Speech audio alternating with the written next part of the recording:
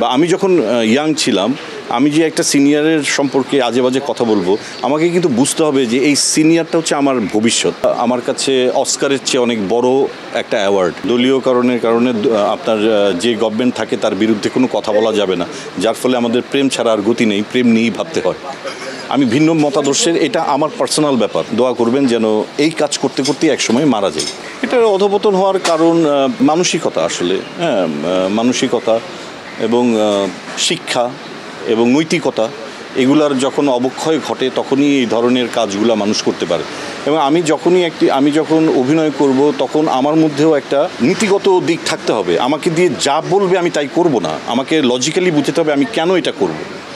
তেমনি একটা ডিরেক্টরের উপরেও এই জিনিসটা দাঁড়ায়, একটা পরিচালকের উপরেও দাঁড়ায়, একজন প্রডিউসারের উপরেও দাঁড়ায়। হ্যাঁ, ছবিটি যেখানে চলবে, যে কারণেই সেন্সর বোর্ডের একটা বিষয় থাকে যে এই কাজটি আমি কেন মানুষের সামনে দেখাবো, এটার মেসেজ কি। সো এই জিনিসগুলা যতদিন আপনার ঠিক না হবে, নৈতিকতা, মানসিকতা, মানুষের দৃষ্টি, দূরদৃষ্টি, সেগুলা, এই প্রবলেমগুলা থাকবেই। অভিমান তো প্রশ্নই আসে না।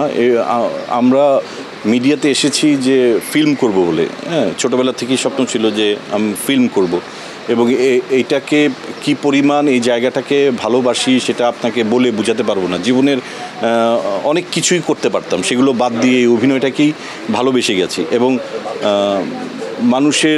প্রত্যেকটা মানুষ বা যে কোনো মানুষ যখন দেখে বলে যে আপনাকে খুব ভালো লাগে বা একটা ছবি তুলতে চাই, আমার কাছে মনে হয় যে এটা আমার কাছে অস্কারের চেয়ে অনেক বড় একটা অ্যাওয়ার্ড, হ্যাঁ, এই ভালোবাসা পাওয়াটা। তো এই জায়গাটাকে অসম্ভব ভালোবাসি। এবং এই যে রাজনীতিকরণের কথাটা বললেন, এটা আপনার সাথে আমি একমত। হ্যাঁ, এবং এই রাজনীতি আমাদের শুধু এই সেক্টরটা না, প্রত্যেকটা জায়গাটাকেই ধ্বংস করে দিয়েছে।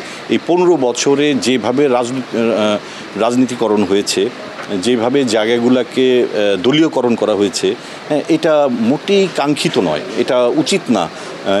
একটা জায়গাকে ওপেন স্পেস দেওয়া উচিত। আপনি চাইলেই একজন দুর্নীতি করছে এরকম একটা মিনিস্টারের নিয়ে গল্প আপনি করতে পারবেন না। আপনি চাইলেই অনেক কিছু করতে পারবেন না। গল্পের ব্যাপারে ব্যাঘাত ঘটাবে একজন দলীয় লোক, এটা কাঙ্ক্ষিত না। এই জায়গাটাকে আপনার ওপেন স্পেস দিতে হবে। এই তো একটাই কারণ, দলীয়করণের কারণে আপনার যে গভর্নমেন্ট থাকে তার বিরুদ্ধে কোনো কথা বলা যাবে না, যার ফলে আমাদের প্রেম ছাড়া আর গতি নেই, প্রেম নিয়েই ভাবতে হয়।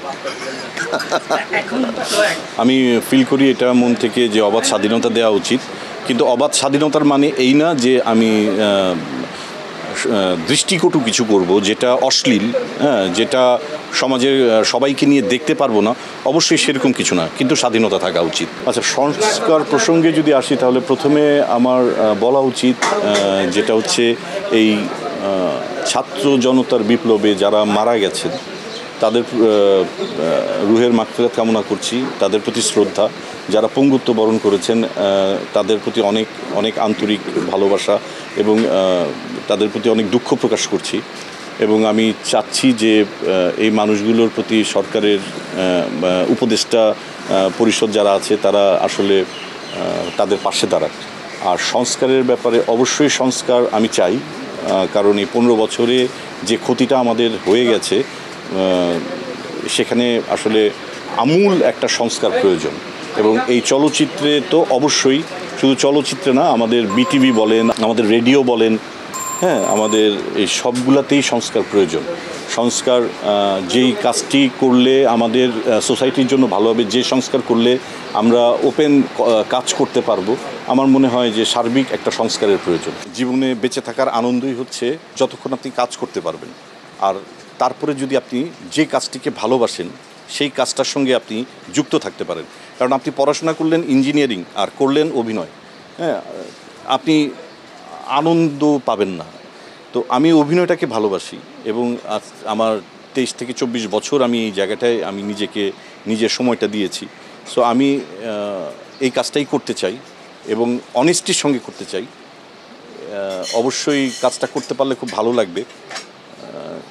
দোয়া করবেন যেন এই কাজ করতে করতে একসময় মারা যায়।